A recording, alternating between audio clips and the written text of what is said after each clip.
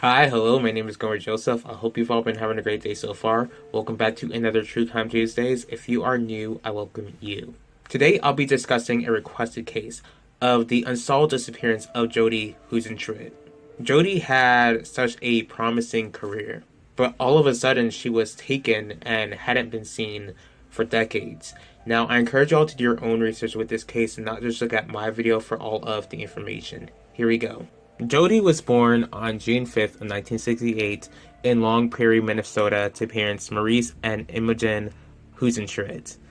Jodi was actually the youngest child. She was known to be beautiful. She was beloved by those in her life. She was known to be someone who brought joy to others. She was known to be vibrant, a woman who lit up the room, and she was athletic, and she was especially good at golf. When she attended college, she studied mass communications, and after she finished with college, she started work as a reporter in Iowa, Mason City to be exact, then returned to Minnesota to work as a reporter there. On the early morning of June 27th of 1995, Jodi is 27 years old at this point. She was late for work, and her producer, Amy Kunz, called her and wondered if Jodi overslept. Jodi answers the phone and she tells her producer that she'd be on her way, but after the call ended, Jodi was never heard from again.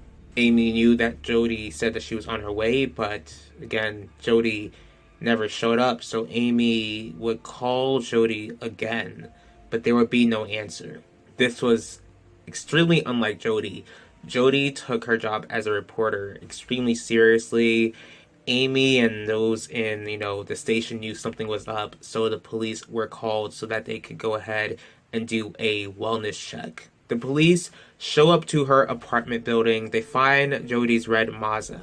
But what's weird is that they saw her belongings on the floor of the parking lot and saw no Jodi. The police were able to actually get inside her apartment and found 2 wine glasses. They also saw that the toilet was lifted up, and they wondered if Jodi had company with her before she pretty much vanished. Because again, it seemed like she welcomed somebody in, it seemed like there was no break-in. And they did find a palm print, but as I did research with this, it seemed like nothing really came out of that. So the police, they are trying to go ahead and find Jodi. They interview the neighbors. And according to neighbors, they did hear screams in the parking lot around the time that Jodi disappeared. As to why they did not call the police or try to see if everything was okay, I wouldn't be able to tell you. There was one specific neighbor who, from the night before Jodi disappeared, this neighbor heard a man screaming and banging on Jodi's door.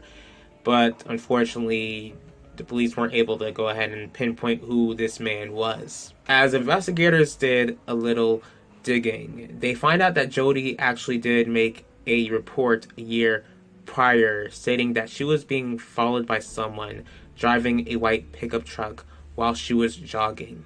There was another woman in the area who claimed to have been followed by that same exact truck. Again, Jodi is a reporter, and she would definitely report on different sort of topics.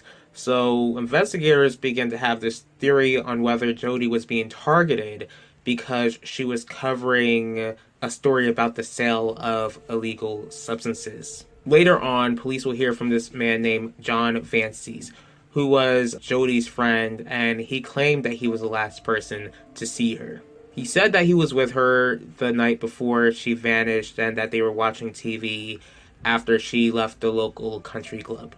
As for investigators, this didn't really seem to make a lot of sense because they were able to really track down Jodi's phone records, and they saw that she made a call around that same time, and because of the length of the phone call, it pretty much pointed out to investigators that John and Jodi didn't spend much time together at all. Because John sensed distrust from the police, he just stopped communicating with them altogether. Because John seemed sketchy, the police were looking into him.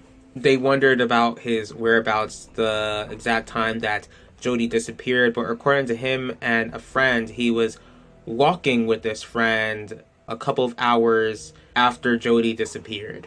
The police would also have this person of interest named Tony Jackson, who was in prison for attacking multiple people. And there was an informant who was in communication with Tony, who claims that Tony stated that he took the life of a female news reporter. On top of that, Tony was a rapper. As to how talented he was, I really don't care. The police searched the area where Tony claimed the victim was in this rap song of his. And once the police searched this area, they found nothing.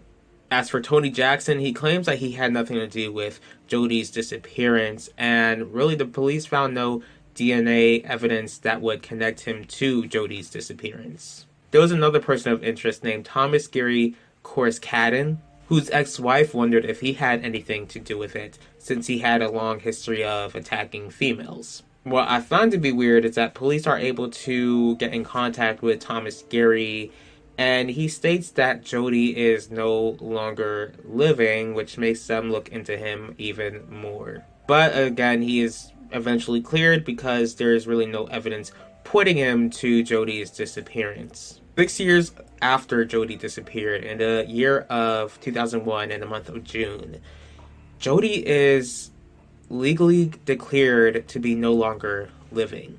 This decision was made to settle the estate, but the family still has hope that they'll find answers. Now, a few years ago in 2021, there was this freezer found buried in Iowa. Not much information is known about this freezer, but the police stated that there was nothing found that would connect to Jodi's case. Now, if you are watching this video and you have any information at all, then please be a snitch. You can call 911 or the Mason Police Department, whose number is 641-421-3636, and there is a $100,000 reward. If Jodi were to be alive, then she'd be 56, and who knows where her career could have taken off. Could she have been some huge popular news anchor, or would she have continued to be a well-known local reporter in her community?